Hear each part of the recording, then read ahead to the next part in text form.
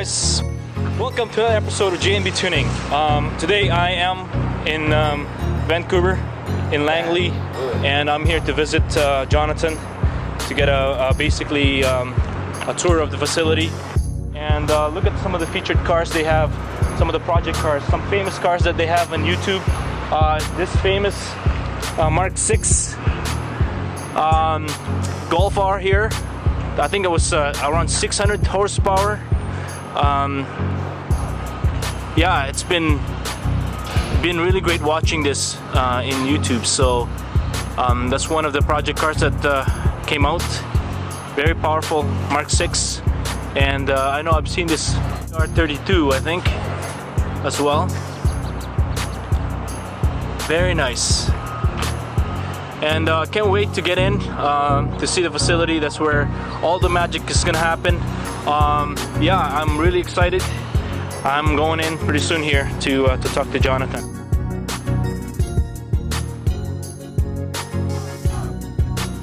So I'm at the headquarter here for HPA, and I'm meeting Jonathan today. So I'm really excited. Actually, Jonathan's just here right now. And hey, Jonathan. Hey. Nice to meet you, Nice man. to meet you. I appreciate the tour, and I'll be really excited to feature you guys on the YouTube channel here. All right. We'll be doing a tour, and I'm really glad that I get the quick tour here going on. Check back to you in a bit.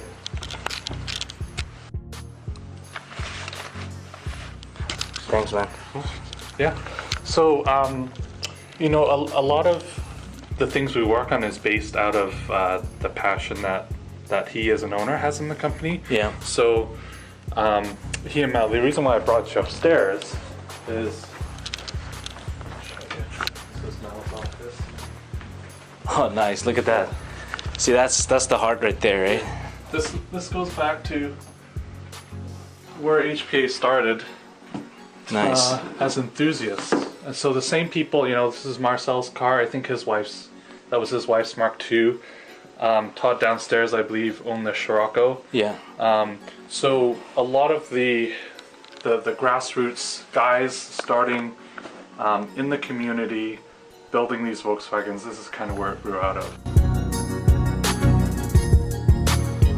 He doesn't want to, yeah. He believes in building something, building a legacy, right? Exactly. He likes to hire, you know, locally, hire the people. I'll bring you around the shop so you can see the manufacturing. You know, we do as much as we can in-house, right? Yeah. You know, we've got a foundry down the street, Canadian foundry that does our castings. Yes. So where we can, you know, reinvest in the local community, the local grassroots. Gotcha. That's kind of. That is awesome. This is a Ford in our showroom, but this is because this is where the company started off. Okay. We started off building, working with Roush, building, you know, Focuses and SEMA cars for Ford. That's kind of where we got our start. This is a drift wagon. Oh, nice. Very much a product of the 2000s. Is what the Lambo Oh, look at that. So that's awesome. You know, you don't see this much anymore. No, definitely. It's the old school stuff, right? Yeah. In fact, some of the early Volkswagen builds we did have Lambo doors as well. So nice. It's very much a product of the community, of the passion of what we're into. At the time. What you'll also see here is our racing legacy. Mm-hmm. So we're known in the past for our Beetles, our twin turbo Beetles, and then the Mark IV R32s, the VR6 line. The VR6, yes. Yeah, that's where we really built our name. We Gotcha. You know, we have our cars in the Gran Turismo video games. That's really what we're known for. Yes. And so as we moved into the 2 liters and the Mark 6s, Marcel really wanted to be able to stand behind a lot of the product that we're developing, right? Yes. So hours and hours were done on engineering in-house, and also in 2015 they took the team out to go on the racetrack and to really, test our tune, test our product on the track, and just make sure that it's what we can stand behind. Yeah. So a lot of the guys, you know, you see here. The Jetta, right? Is that the Jetta project you guys have? Yeah, the GLI, yeah. The GLI, yeah. Okay. Yeah. So you see our two race car drivers here. Tony, he's our lead tech. You might meet him. Yeah. Johnny at the time was our media guy. And then we have Marcel and Melanie. Melanie's the GM. This is Marcel. And we've got our techs here, and Todd, you'll meet, he's our engineer. These guys are going back and forth to a racetrack and then coming back here to work on customer. I was following their build, Yeah. and there's some of the races, so it's really cool. Yeah. Really done really well with it, yeah. Yeah. No, it was definitely a big learning process for the team. Mm-hmm. I'm not sure if we'll go out again. There's definitely a lot of time and money invested in For sure. in taking the cars on the track, but it's definitely something as a company we learned from. We that kind of DNA you can see in the products that we make. Awesome. No, I appreciate Jonathan for the tour, man. I really. No worries. We got our sales team. Oh yeah. A little break room here. And we've got Todd. Hi Todd. Hey Todd. Jason. This is Jason. Jason's visiting from Calgary. From Calgary. J&B Tuning. I have my personal channel, a YouTube channel. It's growing at this point, and yeah, we're just showing Jason around.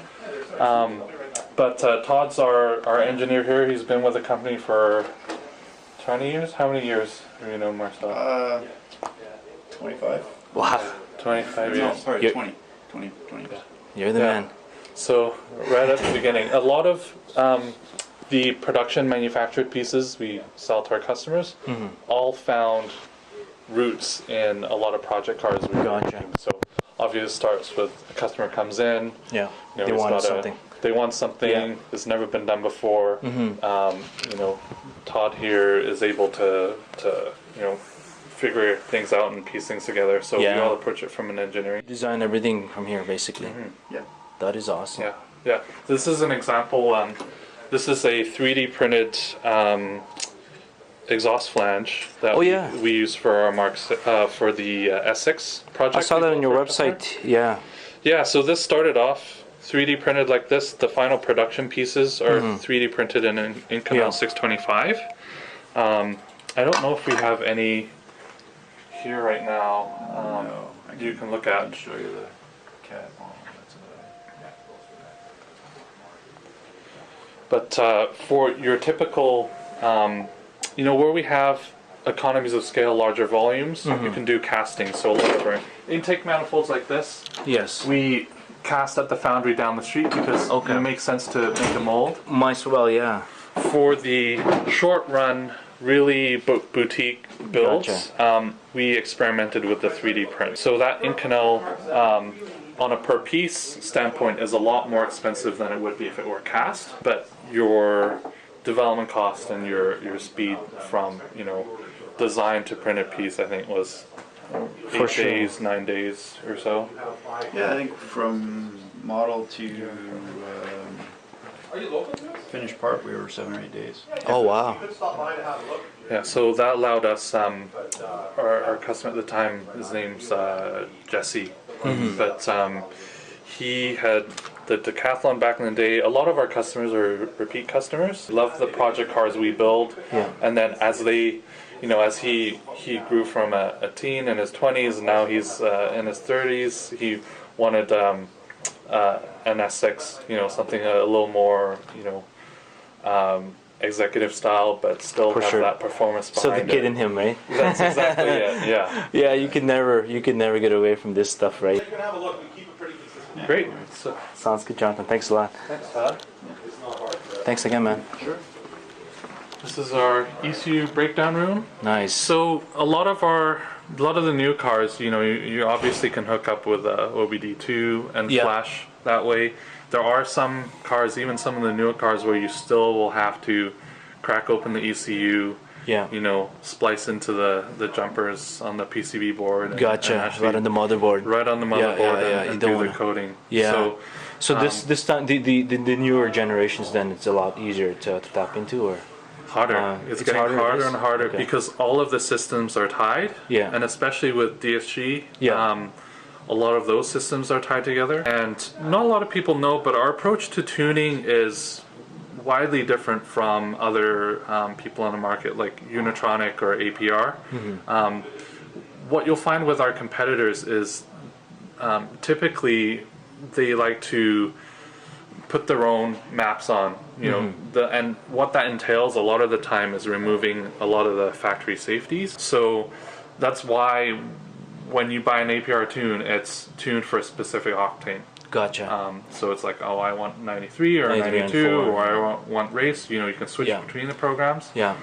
Our approach is to piggyback the OEM software Yeah. and retain that octane adjustability. When we code, it's going into the code, retaining the factory safeties and rewriting, you know, our calibrations on the OEM. Who's your biggest competitor at this point? Is APR one of them basically, or From a tuning perspective, they have the market, right? Gotcha. Because you know, they make it quite easy for people to buy off the shelf. For us, there's, you know, we can deliver remotely. We have our one port tool where Yeah. we can, you know, send it to you. It'll read your file, get it sent to us, and then we write a tune specific to your car, car, yeah. and then send it back. So there's a little bit more of a step involved there. Gotcha. But the advantage with our tune is you put in, you know, race gas, it will tune to that race gas. You put in, so it adapts. it adapts to your. So it's fairly how similar. I mean, I know.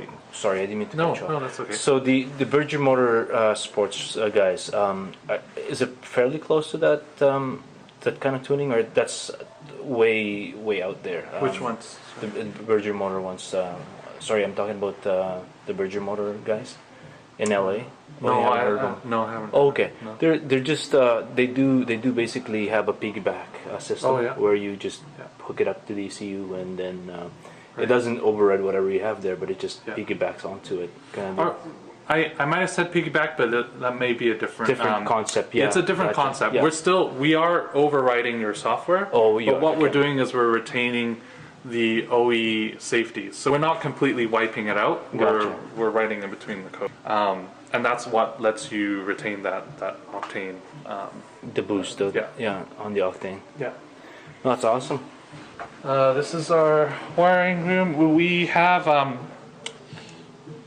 what we have in here is guys will do wiring in here, but we'll also do assembly of our Haldex controllers.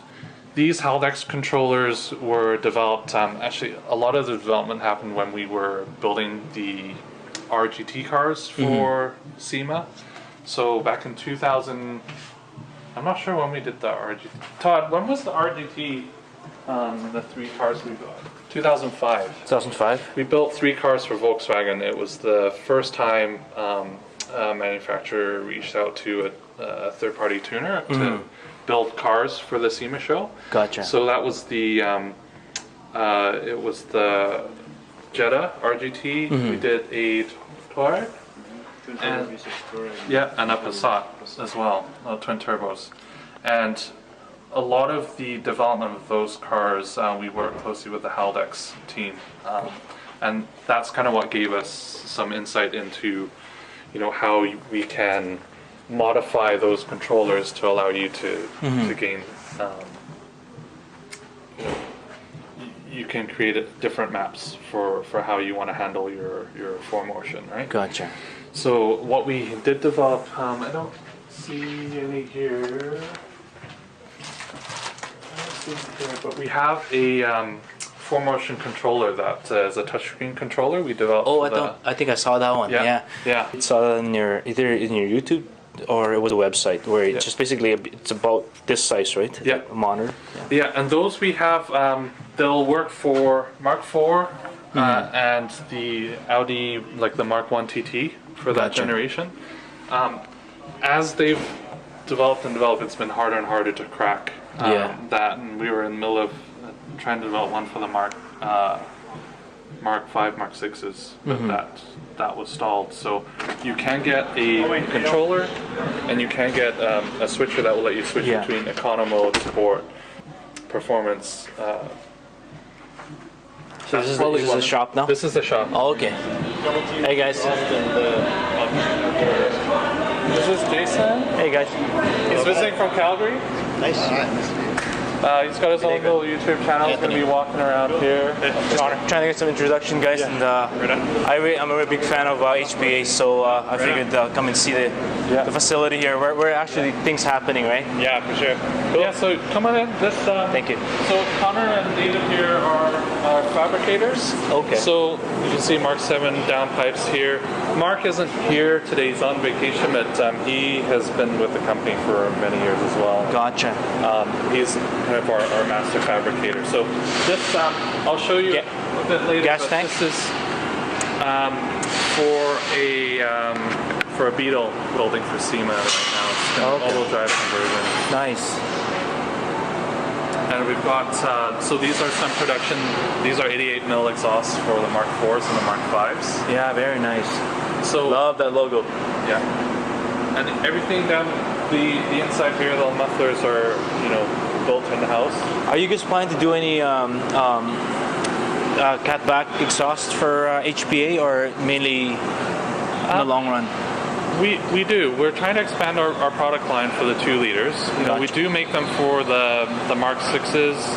I think the GTI, we have one for Mark 7. I saw a GTI, but I haven't seen any Golf Rs yet, so I'm really waiting for that. It will take time to develop, but that's not out of the question. What we want to do is make sure, for us, the company has always been focused more on building cars for customers. Gotcha. It's only very recently that we started, selling parts and being more of an e-commerce as a business. So that's growing.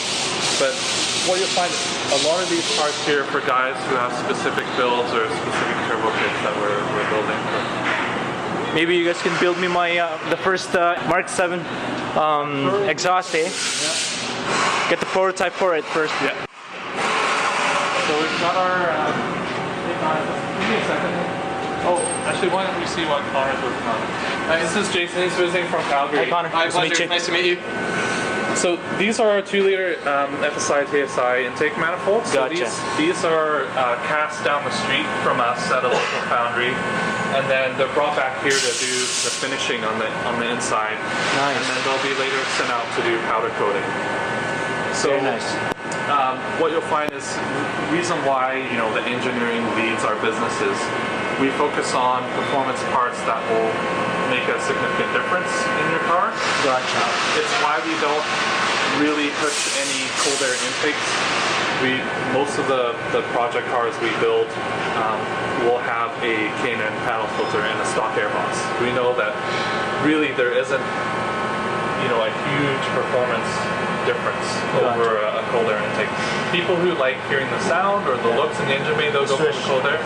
But for us, we put our development money into your intake manifold. So when you're putting that much more air in front of your turbo, you're going to get that performance. This will be on top of the intercooler, whatever you have. That's to cool you. Yeah. And then for our Mark 4s and our VRs, obviously we have a hybrid liquid cooled intake manifold. So for these cars here, these are for Mark 5, 6. We're developing one for Mark 7. Mm-hmm. And I know Marcel here really wants to seek CARB approval. Mm-hmm. So you can put it on your car and not have to worry about emissions. It won't go check engine. Nice. Those are things we're moving the business towards because we know the industry is moving in that direction. Yeah. Sounds good, John. So this is That's the brake right there. Yeah. Brake. These are one-piece monoblock forged bear brakes. So these are for the big TT build we're working on right now. Nice. So Todd's gone through a machine that and we'll go and we'll paint it to finish it for the customer. But that's a pre-production piece right now. We don't typically make those. Gotcha. So there's it's a mix of boutique stuff that will at some point become a production product. Now, in terms of your turbos, do you build them here or you actually get them manufactured somewhere? Well, what we do is the VRs are all Borg Warner. Okay. Yeah. Oh, I and see. then we have partners who produce the turbos for IHI, and we work with them. So we get those OEM service parts together. This here is a MQ500. A little noisy, but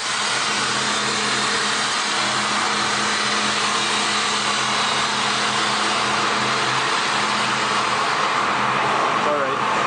Let him do his work. Alright, bro, you're right. Making so much noise, but hey, he's doing his job. So this is a transmission housing that we. So this is the DQ500 for the so DSG transmission for the RSV and TTRS, and this is a 3.6 liter VR. Wow. So this is going into Scirocco. I'll show you later. Same twin turbo as the 740. So this will be nice. We're aiming for 850 horsepower for that Scirocco. One of two in North America. Gotcha. But this is where all the engines are built in the shop.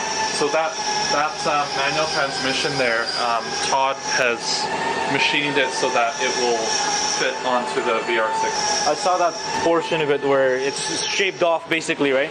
Yeah. Yeah, and there's an adapter plate. I'll show you on the car.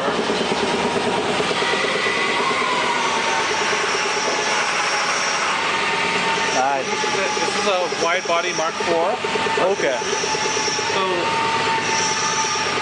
this is one of the pieces that developed in house, where you've got your heater core there, and this is also liquid cooled on its own pump and reservoir. Nice. So what that will help is, again, to heat soak. A lot of guys in the hot climates will run this. A lot of the newer cars you'll see, like the S6s and a lot of the higher end Audis are starting. They're all running liquid cooled from the factory now. Wow, that's and we've nice. kind of developed this Liquid cool. And then this is the MQ500. So you'll see here there's an adapter plate. So this transmission has been adapted to fit, because the weakness to any boosted VR is the transmission. So typically the limit has been 500, 600 horse, and around 600 torque before you start breaking gearboxes. It's why the original Mark IVs we built, we developed a DSG conversion. Yeah. And it's why for these higher horsepower cars, we've opted to go with the MQ500. Gotcha. And it's because this runs, I believe it's a single infra shaft and 4 other gear shafts on the 3 on the O2M. How many horsepower can you push this baby out? We haven't pushed it yet, but we're aiming to get 800 horse out of this. Gotcha. Yeah. Oh, it looks like the dyno's going. Yeah. Some dyno going on right now. Scirocco. So this dyno is the heart of our business. So a lot of guys come over and get their car dyno. Yeah. And what you'll notice is that there's maybe one other facility like this west of Detroit running a Superflow.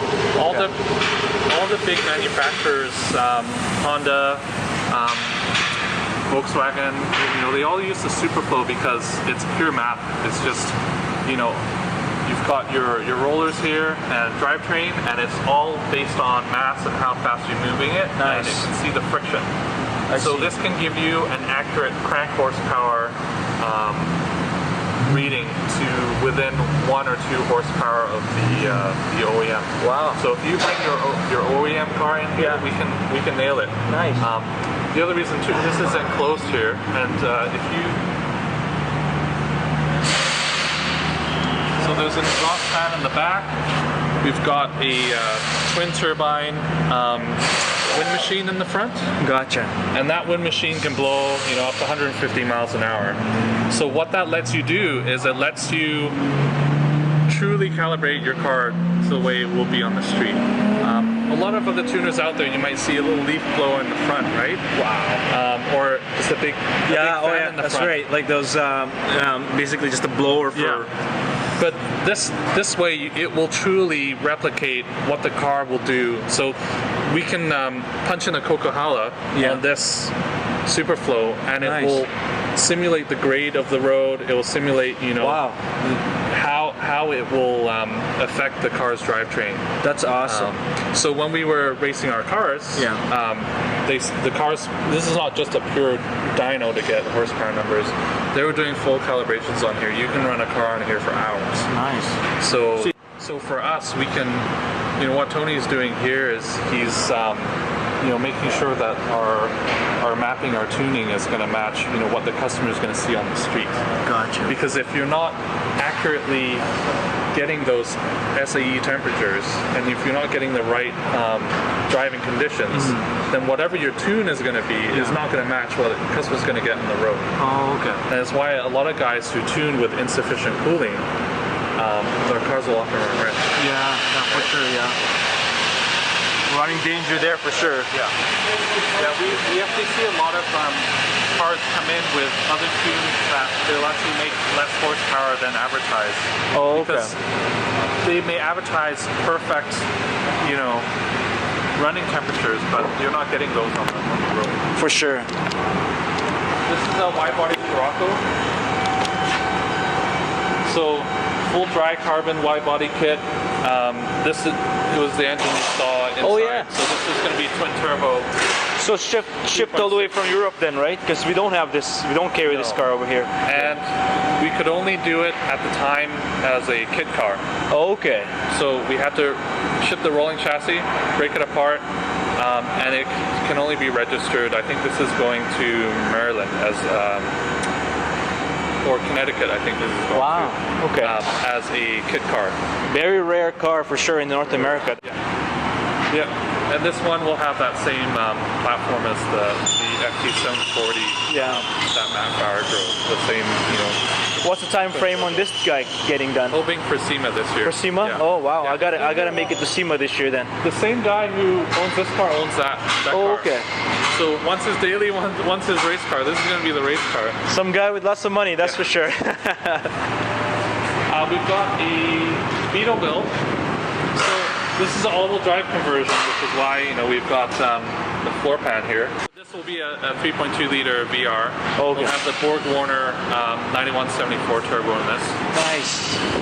Oh, I should have brought my daughter then. Sarah loves the Beetle, so she wanted this car at some point in time. Well, it's the last year. Last year of the Beetle, they discontinued it. Yeah, I know. So that's the thing, right? we have a long history with the Beetle and tuning Beetles. Gotcha. At one point in our company's history, I think there must be 50 to 60 HPA tuned Beetles out there. Twin turbos.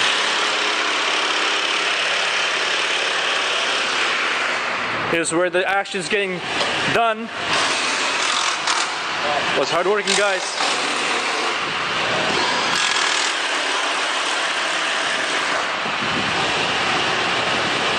So this is a wide body Mark II Audi TT we're building.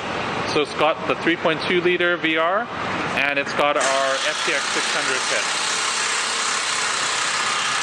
So again, same liquid cooled intake manifold, big Borg Warner turbo on this. This kit has been in revision from the early 2005s, right? It started off as a twin turbo Garrett system. We've now moved to a single turbo Borg Warner. And it's because of Borg Warner, it'll give you that punch of torque. Gotcha. More torque for sure. Yeah. Our cars are not built to hit dyno numbers. Our cars are built to be driven. Gotcha. Right? That's our company motto, but it's why we favor torque, because that's where you feel it on the street. That's what puts you in the back of your seat. Exactly. Make it more lifelike, right? Yeah. I mean, drivability, day-to-day driving. Yeah. And this looks like we're doing the service.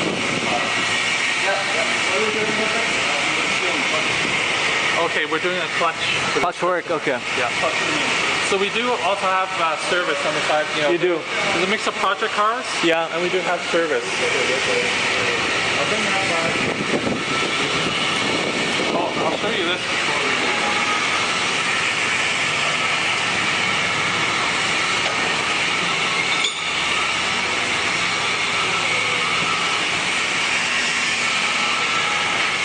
So what you're looking at here is a 2-liter TDI engine Okay. that's been retrofitted for the mining industry. Oh wow. So right now in the States, there's graveyards full, like 300,000 cars right now. All the TDI recalls from Dieselgate, Yeah. they're all sitting in graveyards right now. A local company reached out to us to see if we could develop an engine that could be used for mining. Gotcha. Because right now they're using, this company is flying out three to four Kubota engines to run a pump, to run a drill. Out in they're testing for mining for oil in Mexico. And so they reached out to us to see if we can, adapt an engine to run one pump. So one of these engines will replace 4. Oh wow. 4 pumps. Yeah, 4 engines. Yeah, 4 Kubotas. So this same technology that you see in this engine, you'll find in our Cody-built TDI conversions. Gotcha. We have a separate division that creates TDI converted Jeeps. Yeah. So what turbo are you guys using for this thing? This is OEM. Oh, it's turbo. the plain, this flat OEM engine block. So all we're doing is we're taking the ECU, and where you would tune on. So your typical engine obviously has variable RPM. Yeah. And that's what gives you your horsepower. For a drill, it's the other way around. You're adjusting that because you want to create a constant RPM for your drill. So there's a lot of coding, programming involved here, but also a lot of the technology you see, like the liquid cooled intakes, things like that, applied in here as well. are in here as well.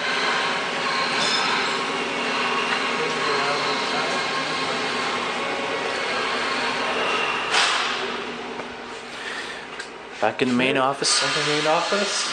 Obviously, there's some cars outside. Yeah, definitely. I'm gonna make some videos on the front, but all the goodies I got. Thanks, man. I appreciate it, Jonathan, for everything here. I got what do you have here? Some stickers, the decals. Oh wow, keychain, and of course, the frames as well. So no, that's awesome. Yeah, I need a disc that I want to get the car scratch for sure. All right. So thanks guys again. As always, head back to you in a bit.